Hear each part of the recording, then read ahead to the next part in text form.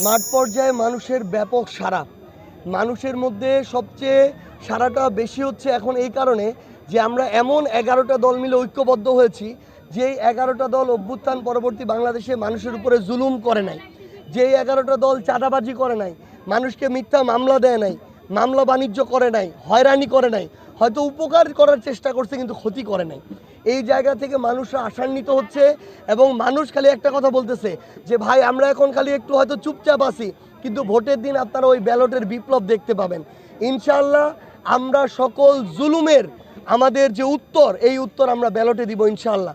তো আমরা মানুষের কাছে গিয়ে যেটা বুঝতেছি যে ইনশাআল্লাহ আমরা যদি 12 তারিখে একটা স্বচ্ছ ভোট নিশ্চিত করতে পারি, প্রশাসন থেকে শুরু করে সরকারের সার্বিক সহযোগিতায়, রাজনৈতিক দলগুলোর সহযোগিতায়, তাহলে শুধু পঞ্চগড়ে এক আসন না, পুরো বাংলাদেশে 11 দলীয় ঐক্যবদ্ধ বাংলাদেশ এবার সরকার গঠন করবে ইনশাআল্লাহ। আমাদের পঞ্চগড়ে এক আসনে বিএনপির প্রার্থী যদি এটা বলে থাকে যে প্রশাসন আমাদেরকে সহযোগিতা করতেছে, তাহলে তারা নিজেদের দোষ ঢাকার জন্য একটা মিথ্যা ব্লেম দিয়েছে। এটা হচ্ছে ব্লেম গেম আর কি, এটা করে নিজেদের দোষ ঢাকা যায়।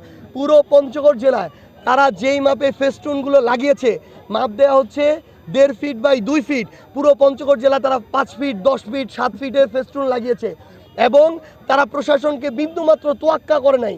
প্রশাসন বলেছিল যেদিনের মধ্যে এগুলো নামিয়ে ফেলার জন্য, তারা এখন পর্যন্ত নামে নাই, তারা প্রশাসনকে তোয়াক্কা করছে না। আমরা এই প্রশাসনকেও বলতে চাই, আপনারা যদি সকল রাজনৈতিক দলের সাথে আপনাদের ওই গার্ডস না দেখাইতে পারেন, আপনারা যদি নিয়ম নীতি না বানাইতে পারেন, তাহলে আপনারা আপনাদের পথ ছেড়ে দেন। একদম স্পষ্ট করে বলি, আপনাদেরকে নীতির মধ্যে আমাদেরকে যদি কোনো সমস্যা থাকে আপনারা বলেন, আমরা সংশোধন করে নেব সাথে সাথে, কিন্তু অন্য কেউ যদি না করে তার বিরুদ্ধে ব্যবস্থা নিতে হবে। এই ব্যবস্থা নেওয়ার যদি সাহস আপনি দেখাইতে না পারেন, তাহলে অভ্যুত্থান পরবর্তী বাংলাদেশে প্রশাসনের কোনো জায়গায় আপনার থাকার কোনো অধিকার নেই। আমরা স্পষ্ট করে একটা কথা বলি, আমরা প্রশাসনকে সহযোগিতা করতে চাই, অন্যান্য রাজনৈতিক দলের সাথে আমরা সুন্দর সম্পর্ক চাই, আমরা একটা সুষ্ঠু ভোট চাই, কিন্তু আমরা এই জায়গায় দেখতেছি বিএনপির স্থানীয় পর্যায়ের নেতাকর্মীরা মানুষকে হুমকি ধামকি দিতেছে। সনাতন ধর্মাবলম্বী যারা আছে তাদেরকে হুমকি ধামকি দিতেছে। তারা বলতেছে যে নির্বাচনে যদি ভোটটা না দেয়, নির্বাচনের পর তাদেরকে দেখে নিবে। তারা বলতেছে নির্বাচনের পরে যারা ব্যবসায়ী কিভাবে দোকান খুলে আমরা দেখে নিব। তারা তাদের জায়গা থেকে বলতেছে যে এই জোট তো সরকার গঠন করতে পারবে না, সরকার তো আমরাই গঠন করব, তারপরে দেখব তোমরা কিভাবে বাসায় থাকো। যারা এই কথাগুলো বলতে পারে, আমরা মনে করি তারা অলরেডি স্বৈরাচারের চরিত্র প্রকাশ করা শুরু করে দিছে।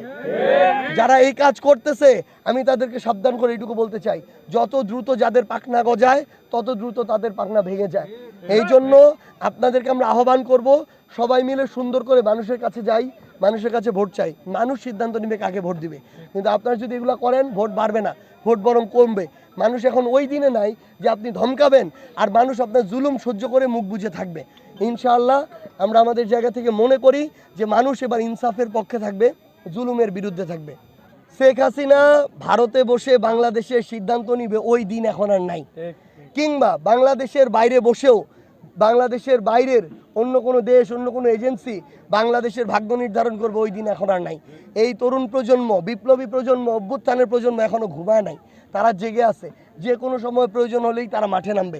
এবং আমরা স্পষ্ট করে বলি, ওই বাইরে থেকে এরকম অনেক কিছু বকা যায়, সাহস থাকলে বাংলাদেশে এসে বলুক, তারপরে বাংলাদেশের মানুষ দেখাই দিবে যে বাংলাদেশে তাদের অবস্থানটা এখন কী। এবং আমরা আমাদের জায়গা থেকে স্পষ্ট করে বলি, প্রশাসন থেকে শুরু করে অন্যান্য রাজনৈতিক দল এই ক্ষেত্রে অভ্যুত্থানে যারা অংশগ্রহণ করেছিল সবাই ঐক্যবদ্ধ যে আমরা একটি সুষ্ঠু স্বচ্ছ একটা আমরা নির্বাচন চাই, যেই নির্বাচনের মধ্য দিয়ে বাংলাদেশে গণতান্ত্রিক প্রক্রিয়া সামনের দিকে এগিয়ে যাবে। আমাদের এই পঞ্চগড়ের তরুণ প্রজন্ম যেমন অভ্যুত্থানের সময় লড়াই করে এই পঞ্চগড়কে মুক্ত করার কাজটা করেছে, পুরো বাংলাদেশের প্রজন্ম বাংলাদেশকে মুক্ত করার কাজ করেছে। একইভাবে আমার এই পঞ্চগড়ে স্কুলে কলেজে পড়ুয়া, বিশ্ববিদ্যালয়ে পড়ুয়া যে ভাই বোনেরা আছেন, তাদেরকে এখন সিদ্ধান্ত নিতে হবে যে আগামীর বাংলাদেশ তারা তাদের হাতে কাদের হাতে দিতে চায়।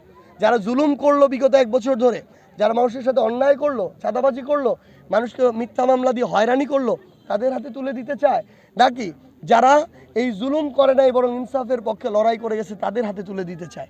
মানুষকে সিদ্ধান্ত নিতে হবে, তরুণদেরকে সিদ্ধান্ত নিতে হবে।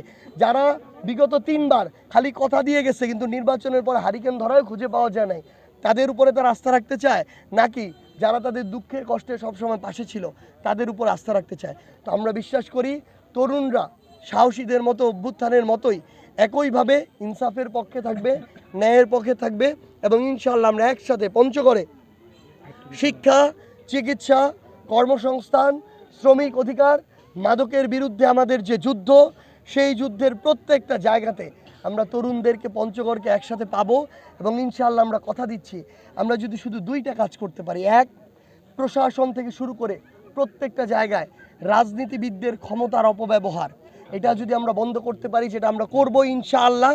আর আরেকটা জিনিস যেটা হচ্ছে প্রত্যেকটা জায়গায় জনগণের সাথে ইনসাফ প্রতিষ্ঠা, সেটা সরকারি কর্মকর্তা কর্মচারীর কাছে হইতে পারে, অফিস আদালতে হইতে পারে, সেটা মিডিয়ার মাধ্যমে হইতে পারে, প্রত্যেকটা জায়গায় আমরা যদি এটা প্রতিষ্ঠা করতে পারি ইনশাআল্লাহ শুধু পঞ্চগড়কে নয় এই বাংলাদেশকে আমরা মুক্ত করতে পারবো ইনশাআল্লাহ।